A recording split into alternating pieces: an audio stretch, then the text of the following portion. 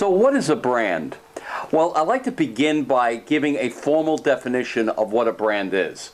And I'm going to read it. And this is the only time I'm going to read something because they tell me that I'm always better when I'm extemporaneous. But in this case, I want to be precise. And a brand is a term, name, symbol, special design intended to identify the product. Now, for me, the marketing doctor, that's not enough. And what we're going to do in this course is to teach you what a brand is so that you can become the brand you're really truly meant to be. So what is that? Well, I've come up with this very, very easy way of understanding what a brand is. It's what I call my NAV, N-A-V system. And what does NAV mean? It means noun. So yes, it is the name.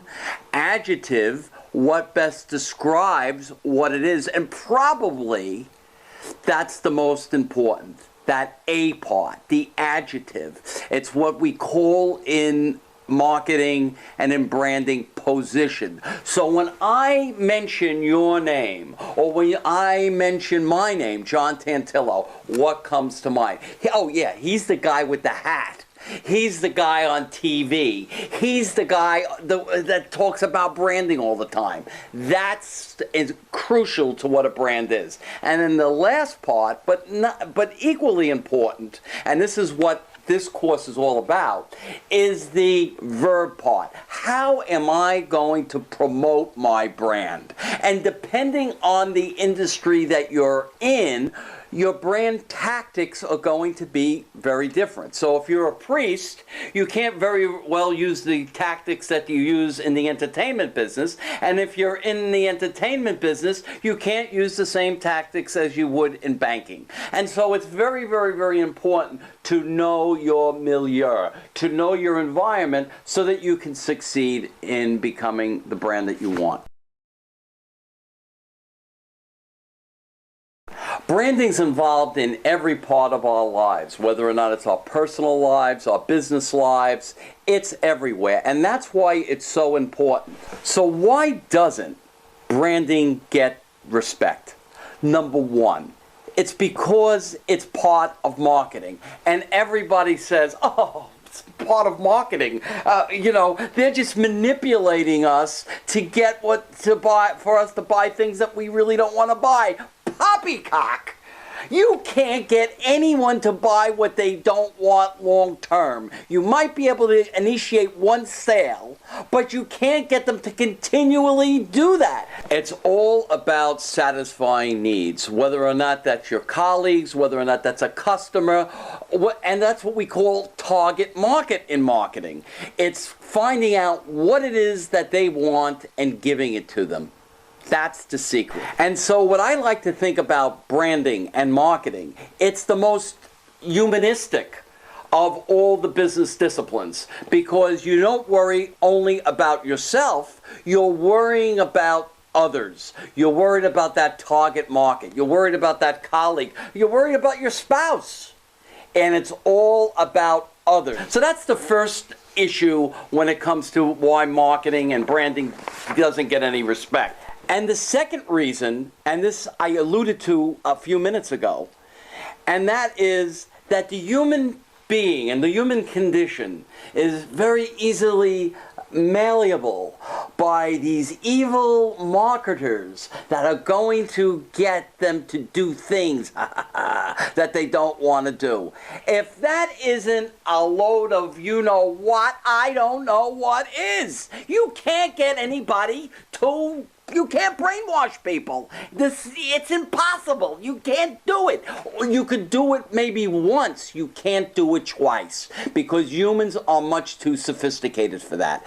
And marketing is about finding out what it is that people want, and by that, that's the exciting part, and that's how you can get people to buy your product, or at least sample it. But let me tell you this. If they sample the product and they don't like it, guess what? They're not coming back to purchase. So this marketing concept and branding concept is constantly asking what it is that people want and need.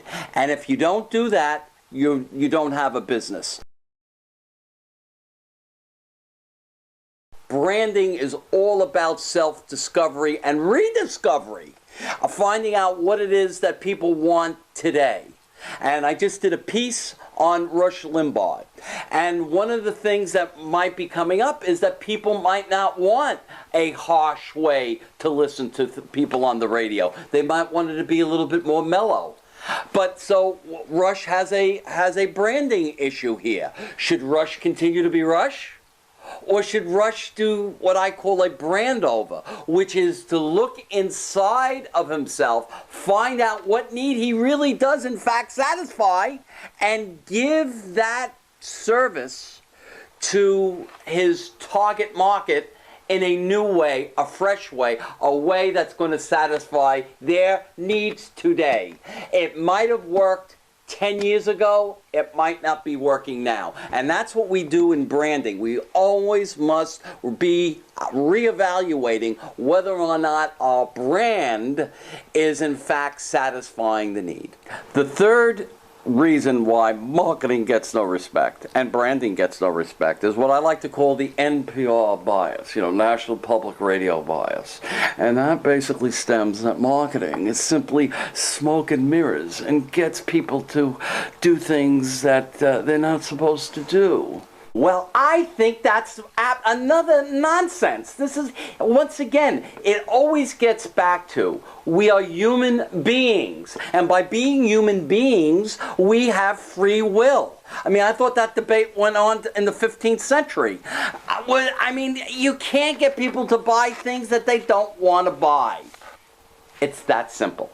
And the fourth, and what I call the last bias or reason why people don't like branding and marketing, is what I call the accountant bias. Marketing and branding is an extraneous expense. We really don't need to do that. This really happened to me. I was with a client. The client reported record sales. He went to the accountants, and the accountant said, "That's great, but you spent too much money on advertising." I just want to say that this is a true story. I swear to God.